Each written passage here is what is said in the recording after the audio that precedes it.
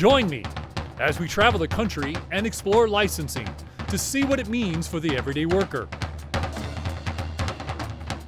I'm Dick Carpenter, and this is License to Work.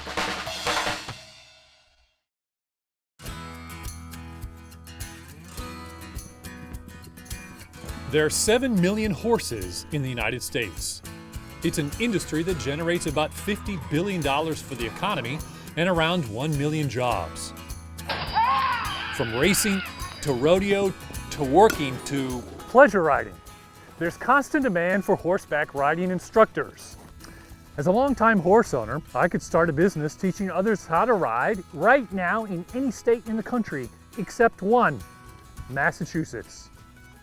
Massachusetts demands that aspiring riding instructors like me must first earn a state license before we can work legally, even if we have years of experience. To get this government permission slip to work, I'd first have to pass a test and then complete a 6-month apprenticeship under an already licensed instructor, otherwise known as a future competitor. The license acts as a fence, keeping newcomers out. Getting the license is the only way through the gate. State licensing laws erect fences around hundreds of occupations all around the country. According to a new report from the Institute for Justice, they keep people out of work and impose substantial costs on our economy. Here's just one type of cost. And be sure to keep your heels down. Thanks to Massachusetts riding instructor license, instead of doing this, I might end up doing this. Now, manual labor is honorable work, and I've done plenty of it. From bagging groceries and bussing tables to hanging drywall and building decks, and every horse has done plenty of this. But it's probably not the best use of my skills and experience, and I certainly won't make as much money. In economic terms, this is known as a misallocation cost. The skills that I could apply to this end are, well, misallocated to this end. Licensing prevents people from putting their talents to their best use.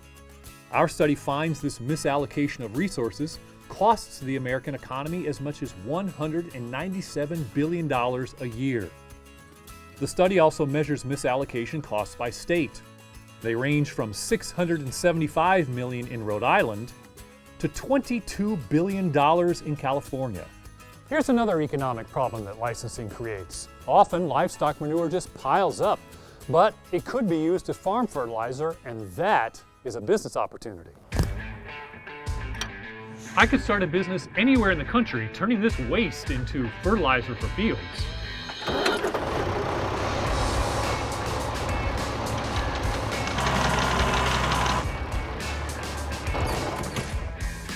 Unless I live in Iowa. In the Hawkeye State, getting paid to shoot manure from behind a tractor requires a license.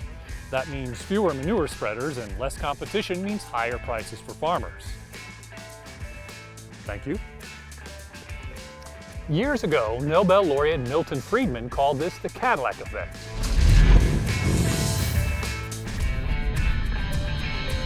Forcing customers to pay for a Cadillac when they'd rather pay for something just as effective, but more economical. And because Farmer Johnson has to pay more for my Cadillac services, he has less to spend on more important things around his farm, such as caring for a needy animal. Together, these represent a different kind of cost in our new Institute for Justice report, Deadweight Loss. To help us unpack this rather imposing term, we've come here to the Federal Reserve Bank of Chicago, where we caught up with report co-author Dr. Morris Kleiner. So Dr. Kleiner, what is deadweight loss? Those are losses in output due to increased prices due to occupational licensing. And this occurs as a result of higher prices that consumers pay, which results in a loss in consumption. In the new report that you authored for the Institute for Justice, you actually measured deadweight loss at the national level.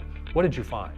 Our results found that it could be as much as $7 billion per year. But you didn't stop there. You actually examined deadweight loss at the state level as well. That's one of the really unique contributions of your report. What were your findings?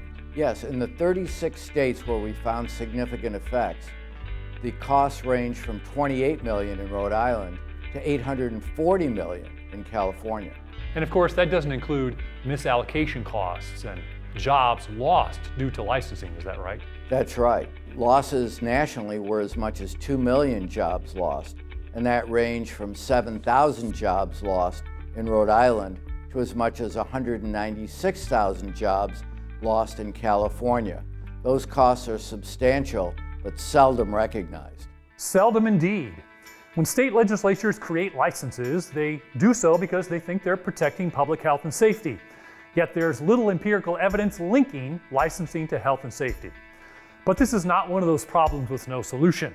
Eliminating needless licensing burdens, and if necessary, replacing them with less restrictive options, can lead to more job opportunities, increased economic output, and a more equitable and efficient allocation of resources. In future episodes, we'll talk about what some of those choices are and why they're likely better options. Until then, click on the report icon to read more from this report.